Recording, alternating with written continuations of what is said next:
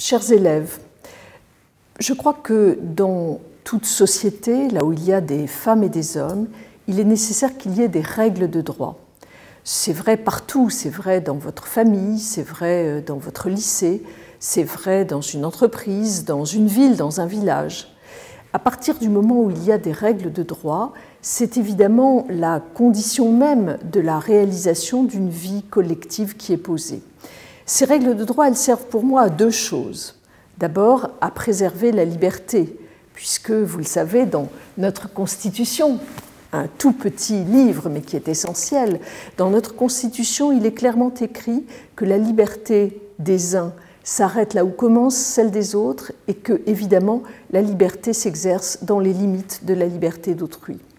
Et puis, les règles de droit, elles servent également à créer l'égalité.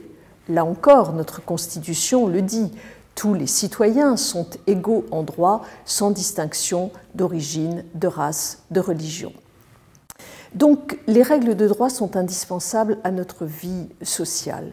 Et ces règles de droit, elles sont exercées par de multiples professions. Vous les avez vues au cours de cette semaine. Ce sont les professeurs d'abord, et je voudrais ici les saluer, mais ce sont aussi les policiers, les gendarmes, les avocats, les personnels de l'administration pénitentiaire et bien entendu les juges.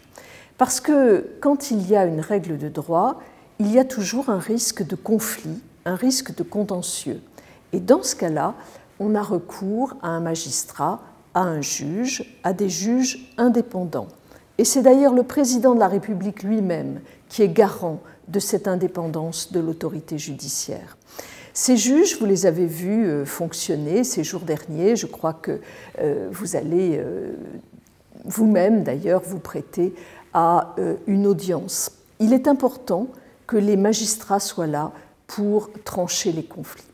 Au fond, c'est cet ensemble de femmes et d'hommes qui font vivre les règles, qui les font respecter, qui permettent la vie en société, qui permettent le fonctionnement de notre démocratie et de notre République.